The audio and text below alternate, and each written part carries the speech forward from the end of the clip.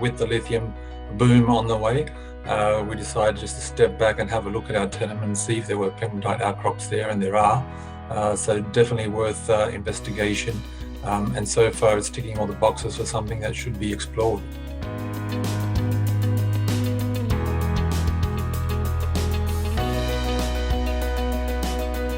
Hello, welcome to Assay TV. Today I'm joined once again by John Prineas, who is Executive Chairman of St. George Mining. John, great to see you again today. It's been a few months since we've spoken. Last time we spoke, it was all about your copper and nickel sulphides and your PGMs. You've been making some fantastic discoveries there at Mount Alexander, but you've got some intriguing news out yesterday.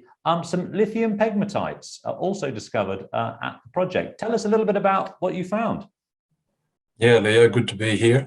We noticed that we had quite a bit of pegmatite outcrop on our tenements. We have been focused on the nickel exploration there, so it's not where the pegmatites are. But we thought with lithium being such a hot commodity and really being rewarded in the market, we should investigate this outcrop and see if it had lithium bearing potential. So we've done some initial rock chip sampling and field mapping. The first set of rock chips have shown that we have the right geochemistry to host lithium pegmatite mineralization. So we're off to a really good start. Excellent. I mean, how did you come across these? Because you say it's slightly separate from your other targets. Whereabouts on the tenement was it, and what were you doing out there? Sort of?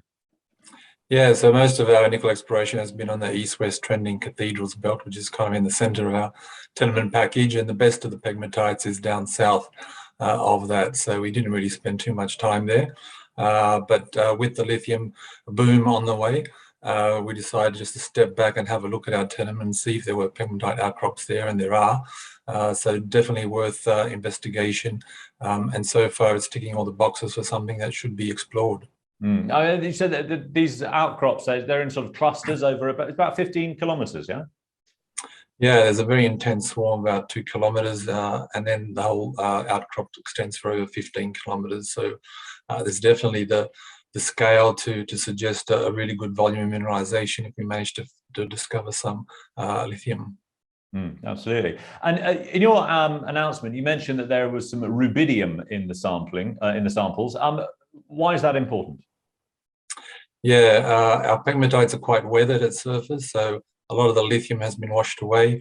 You might see other companies exploring for lithium report fairly high lithium values in their rock chips.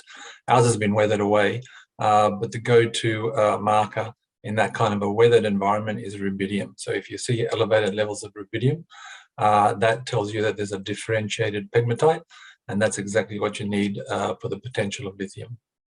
I mean, are there any other sort of projects in the area that might have some comparisons to be made with what you found so far? Yeah, definitely there are. Red Dirt Metals has ground to the southeast of us, and that's really one of the reasons why we thought we should investigate the pegmatite outcrops on our ground. They have very similar sort of outcrop on their ground. It's on the western margin of the Copperfield granite. That granite is believed to be a control on the pegmatite lithium mineralization in the region. And our tenements basically extend 15 kilometers along that western margin of the Copperfield granite. So we have a fairly similar geological setting to Red Dirt. They've announced some terrific discoveries and continue to announce more.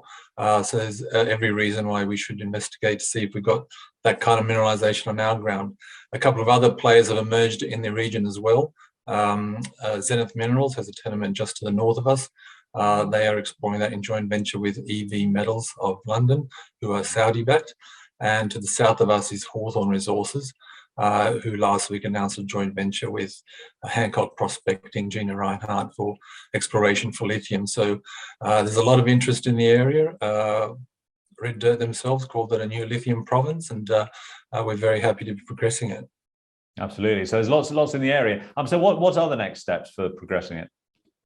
Yeah, the team is on the ground right now doing some more rock chip sampling and field mapping. We want to get the best targets possible before we go and drill. So we're doing a much more comprehensive rock chip sampling program, trying to work out the exact orientation of these pegmatites so we know what to go and drill. And then we'll be drilling hopefully in the fourth quarter this year.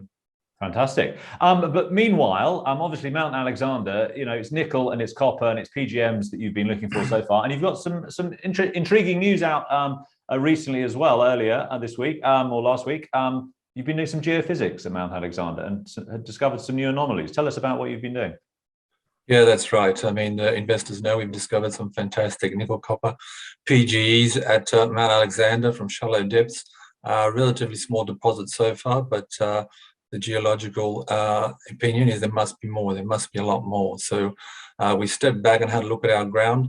We brought in Julian Hanna earlier this year, a legend in the nickel industry, made all the discoveries for Western areas at Forrestania and took their company to leading nickel producer. So we stepped back and had a look at our ground and thought, what areas have we not explored that could be having the potential to be hiding this mother lode? So we did a new round of geophysics, seismic survey and electromagnetic surveys, and it's come up with some very, very exciting targets. The most exciting is the one in the granite greenstone contact. So those people that know anything about Western areas will know that the Forrestania deposits were discovered in the granite greenstone contact, basically several hundred meters below thick granites. And lo and behold, we've discovered an EM conductor below 300 meters of granites. And there's also a very strong seismic reflector, seismic anomaly down there as well. So it's ticking all the boxes so far for a potential deposit down there. Is that the one you're calling the Manta prospect? Yeah. We've got a nautical theme to all our prospect names, so we call it the Manta, because also the actual seismic reflector is looking like a manta ray, so it's called the Manta. Absolutely, and that's in it's slightly south of the Cathedrals Belt zone that you've been sort of exploring so far. Yeah, so potential for more in a sort of parallel belt, maybe. Yeah, we won't know for sure until we drill it, but it could be associated with the north-south greenstone belt, or it could be another parallel east-west belt. So need to do a bit more work, and drilling will tell us exactly what it is. Absolutely. And then there was another EM conductor just in the southern area of your radar area, your radar zone. Tell us a little bit about that one as well. Yeah, radar is a great discovery. We found shallow nickel-copper-sulphides there. So we've been looking to the north of radar so far, and we haven't found any really strong conductors, but we did an EM survey to the south, and it's shown us a very big conductive anomaly. So there's every chance that one could be another east-west repetition of the Cathedrals Belt. It's got scale to it, nearly 1,000 meters. So we need to do a fixed loop survey over the top of it just to firm up the data, but it's also looking very exciting.